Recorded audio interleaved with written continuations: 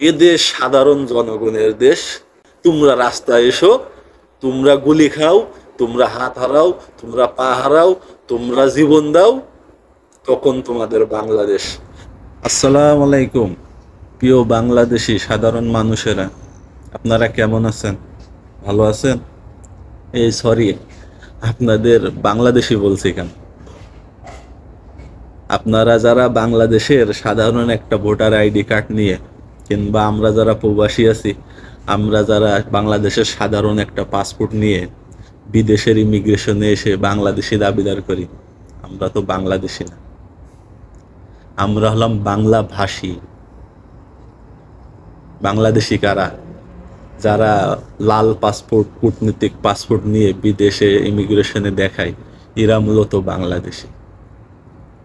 বাংলাদেশের যারা এলিট শ্রেণীর কিছু মানুষ আছে, তারা মূলত বাংলাদেশি। বাংলাদেশের কিছু রাজনৈতিক দলগুলো আছে, তার যারা নেতা আছে, তারা মূলত বাংলাদেশি। আমরা বাংলাদেশের সাধারণ যারা খেটে খাওয়া, দিন এনে দিন খাওয়া মানুষ, আমরা বাংলাদেশি না, আমরা মূলত বাংলাভাষী। তো আপনারা কেমন আছেন? ভালো আছেন তো? আপনারা যারা বাংলাদেশের সাধারণ একটা ভোটার আইডি কার্ড নিয়ে বলেন আমি বাংলাদেশি, আমার বাংলা ভাষা, আমার বাংলাদেশে জন্ম, আমি বাংলাদেশি, মূলত আমরা বাংলাদেশি না। আমাদের আর বাংলাদেশ নাই। বাংলাদেশ এখন বড় বড় ব্যবসায়ীদের, বাংলাদেশ এখন বড় বড় নেতাদের, রাজনীতিবিদদের, কিছু এলিট শ্রেণীর লোকদের, যেমন মনে করেন যে বেক্সিম কোম্পানির মতন মালিক, তাদের বাংলাদেশ, এসালম গ্রুপ, তাদের বাংলাদেশ। আমাদের মতন দিন এনে দিন খাওয়া, খেটে খাওয়া মানুষের বাংলাদেশ না। দীর্ঘ 16-17 বছরে আমাদের বাংলাদেশ ছিল না। এমনকি এই যে 5 আগস্টে যে স্বাধীনতা অর্জন করছি আমরা, আমরা বলছি আমরা স্বাধীন, আমরা স্বাধীন, আমরা মূলত এখনো স্বাধীন হই নাই। এই স্বাধীনের পরেও আমাদের বাংলাদেশ হই নাই। যদি স্বাধীনের পরেও আমাদের বাংলাদেশ হতো, দীর্ঘ 16-17 বছরের জিনিসের দাম তত্তর করে যেভাবে বেড়েছে, সাধারণ মানুষের বুকের উপরে যেভাবে পাথর পড়েছে, 5 আগস্টের পরে যে সরকার হয়েছে, এরা এই পাথরগুলা সরিয়ে দিত। এরা এখনো সরায় নাই। এরা এখনো উপদেষ্টা নিয়োগ নিয়ে ব্যস্ত আছে। বাংলাদেশের সাধারণ যারা দিন এনে দিন খাওয়া মানুষ, খেটে খাওয়া মানুষ, তাদের চিন্তা এরা এখনো পর্যন্ত করে না। তারা চিন্তা করছে যে কিভাবে আওয়ামী লীগরে বাঁচিয়ে রাখা যায়, কিভাবে বিএনপি রে বাঁচিয়ে রাখা যায়, কিভাবে বড় বড় ব্যবসায়ীগুলোরে বাঁচিয়ে রাখা যায়। এখনো পর্যন্ত সাধারণ মানুষের বাঁচানোর চিন্তা তারা এখনো করেনি। কারণ সাধারণ মানুষ তো বাংলাদেশের মানুষ না। সাধারণ মানুষের কোনো সরকার গঠন হয়ে গেলে, কোনো সরকার যদি বসে যায় চেয়ারে, সাধারণ মানুষের এরা আর প্রয়োজন মনে করে না, কারণ এরা তো বাংলাদেশি না।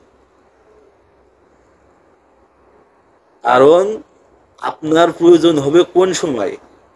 যেই সময় এই যে শেখ হাসিনার মতো আর একটা স্বৈরাচার তৈরি হবে, ওই স্বৈরাচার যখন দেশটা লুটে পুটে খাবে, আর একটি হা তাকিয়ে থাকবে, কোনো কিছু খাতে পারবে না, জেল খাটবে, মারামারি মায়ের খাবে, সবকিছু খাবে। খাওয়ার পরে তখন কবে এ দেশ সাধারণ জনগণের দেশ, এ দেশে গণতান্ত্রিক দেশ, সাধারণ জনগণের খেটে খাওয়া মানুষের দেশ। তোমরা রাস্তায় এসো, তোমরা গুলি খাও, তোমরা হাত হারাও, তোমরা পা হারাও, তোমরা জীবন দাও, তখন তোমাদের বাংলাদেশ। সবকিছু শেষ, স্বৈরাচার পতন, আবার বাংলাদেশ ওই এলিট শ্রেণীদের। কারণ এখন বর্তমান দেখছেন, এই যে গত 5 আগস্টের পরে যারা আহত হয়েছে, পা হারাইছে, চোখ হারাইছে, কান হারাইছে, তারা আজকের রাইতে দেখলাম যে রাস্তায় নামতে হয়েছে তাদের।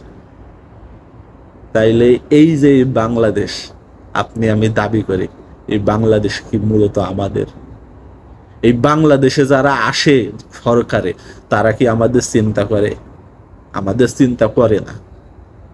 তো আপনি আমি কোন সময় আছি?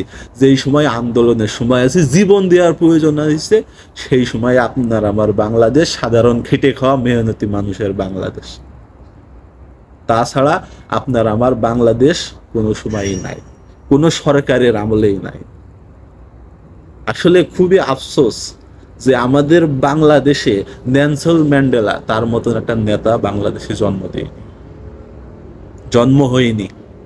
মালয়েশিয়া মাহাতির মোহাম্মদ, যে মালয়েশিয়ার রূপকার, তার মতন একটা নেতা এখনো বাংলাদেশে জন্ম হয়নি।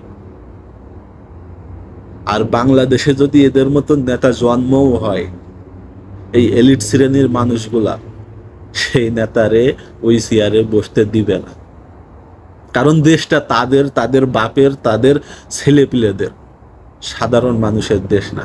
তো আজ থেকে আমরা যারা দেশের সাধারণ মানুষ আছি, আমাদের মনে হয় না আর উচিত হবে যে বিদেশে যে কোনো ইমিগ্রেশনে সাধারণ একটা বাংলাদেশি পাসপোর্ট শো করে যে বলবো আমি বাংলাদেশি, কিংবা একটা ভোটার আইডি কার্ড নিয়ে কিংবা ন্যাশনাল আইডি কার্ড নিয়ে আমি বলবো যে আমি বাংলাদেশি, এই যে আমার ন্যাশনাল আইডি কার্ড। এইটা বলা সম্পূর্ণই ভুল।